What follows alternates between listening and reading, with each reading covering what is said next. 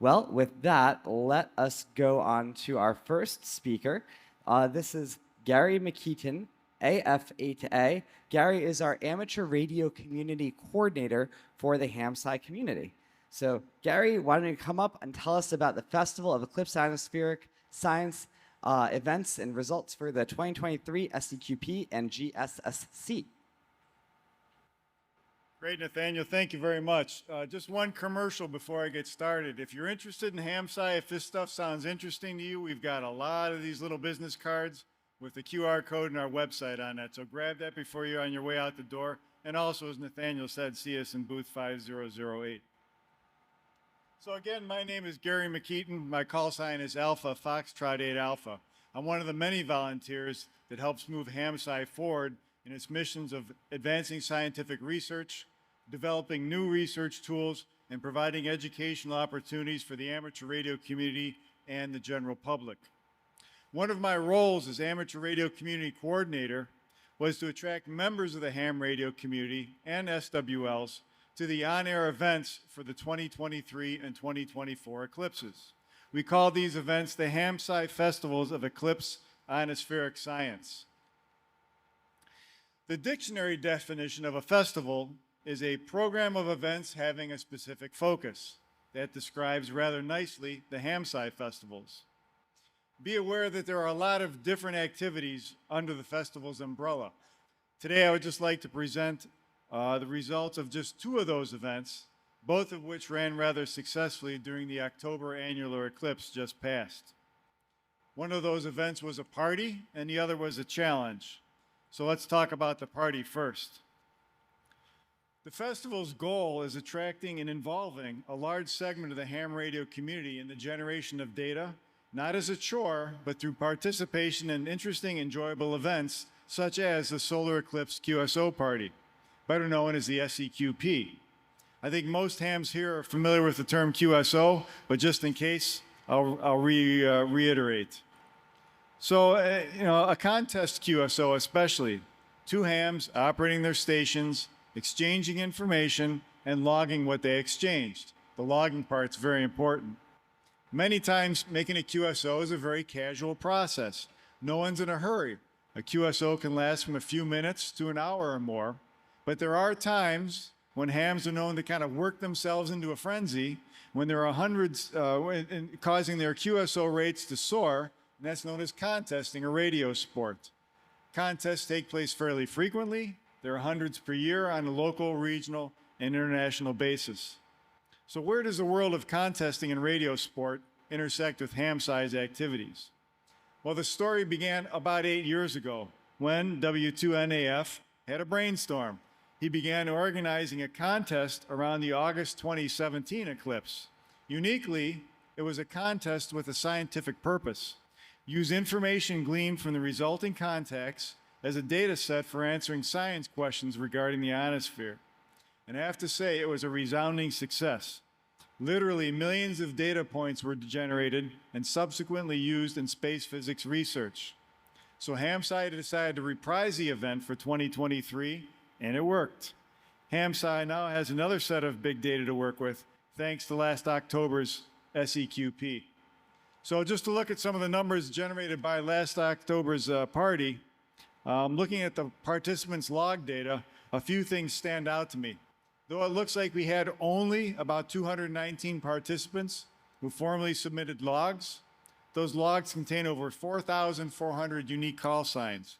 Those are both diehard contesters and casual operators, indicating a broad participation by the ham radio community. And I do want to take a moment to say thank you to all who participated, whether you made 5, 50, or 500 QSOs. Every QSO contributed to our scientific efforts. So looking at the numbers again, we had two kinds of logs. There's the formal entrants, and not everybody is concerned about their score. So they participate and mark their logs as check logs.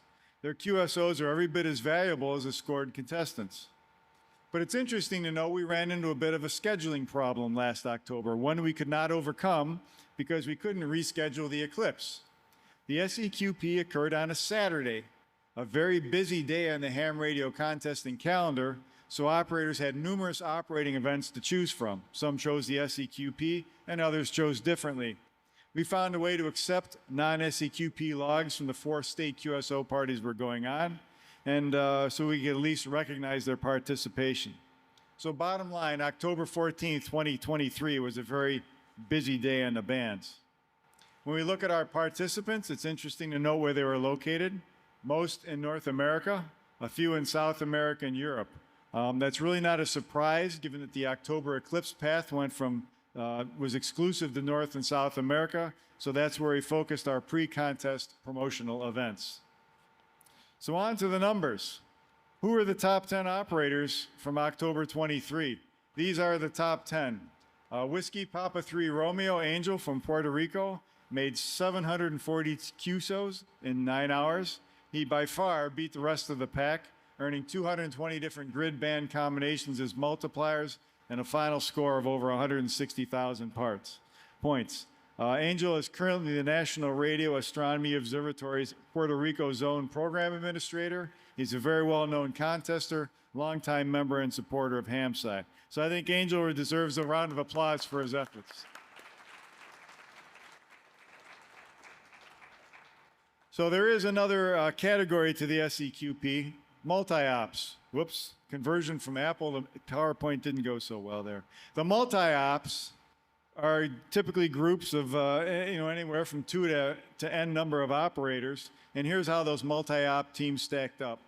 Congratulations to the top 3, the University of Iowa, the Fairlawn, and Binghamton amateur radio clubs and associations. Do we have anybody from those clubs or organizations here in attendance today? Oh, nope. Okay, well. But anyhow, hopefully they appreciate their wins. Notice that 3 of these top 10 multi-op stations were college stations. I think that bodes very well for the future of radio sport in general and ham radio as well. So how about our other event? I mentioned a party and a challenge. The second part was called the Gladstone Signal Spotting Challenge. That was a new event. It was inaugurated last October. The GSSC was designed to appeal to hams acting as citizen scientists who have an interest in exploring the idiosyncrasies of radio wave propagation. What makes this unique event, at least in the world of ham radio competitions, is its methodology. Data is created by stations who make one-way transmissions, typically whisper. The signals are decoded by automated receivers. The decoded information is uploaded to central databases by the receiving stations. Then folks like Bill Engelke can take over, grab that, and we can make use of it. The GSSC turned both actions, transmitting and receiving, into a radio sport event. If you're curious, looking at what some of these databases look like, if you look into it at just a single record, this is the kind of stuff we find interesting. Here's one contact from that database. You'll see the transmitting station in grid square, the receiving station in grid square, the frequency, the time, and the date. So we can analyze where all these QSOs were occurring, how long the path was, what time they happened relative to eclipses or other interesting solar events. So this is just one record out of literally billions in the WSPR database. So let's look at some numbers from that particular event.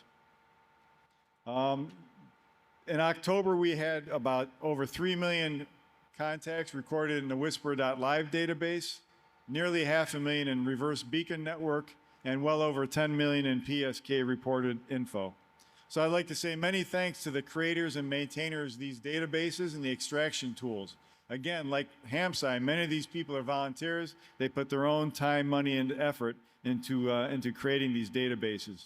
In fact, the Gladstone Signal Spotting Challenge is named after Philip Gladstone, N1DQ, who created PSKReporter.info and still maintains it to this day.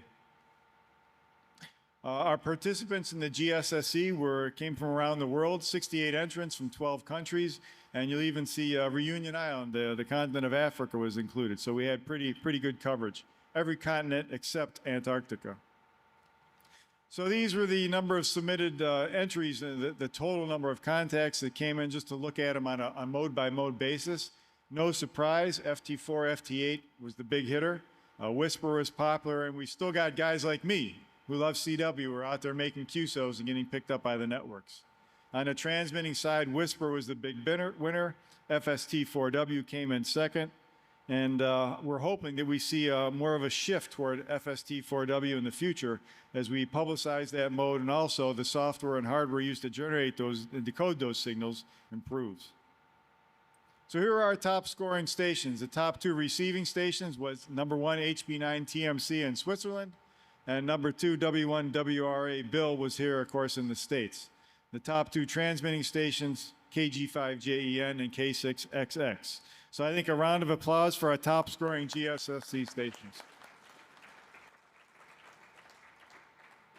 So speaking of giving credit, no event like this happens in a vacuum. They all take significant volunteer efforts. I'd like to recognize Ed Fchak, WX2R, who's our public information officer, Mackenzie Denton, who helped Ed with publicity and social media, Darsh and Cam Cameron, helped us with the SEQP log scoring analysis and some of the graphics you've seen. And I think one guy who doesn't get enough recognition in the contest community is Bruce Horn, WA7BNM. Bruce wrote the log uploader where you go to submit your logs, helps put those logs in a consistent format and order so we can score them. And Bruce will also be involved in generating the certificates, which will happen and be available after the Hamfest. There were also a lot of weekly attendees to our meetings and stuff that helped us publicize it, help us take us message on the road, speaking to clubs, organizations around the U.S. and Canada. And of course, thank you to all of our partners at these universities, the National Science Foundation, ARDC, TAPR, and the League. So we had another event in April. The logs were just due on May 7th, so I don't have any scoring information yet. It usually takes 2 to 3 months to go through all the logs and all the numbers, so that'll be out soon. So I'll sign off now, as hams and contesters always do, by saying 73, and see you in the next one. Thanks, everyone.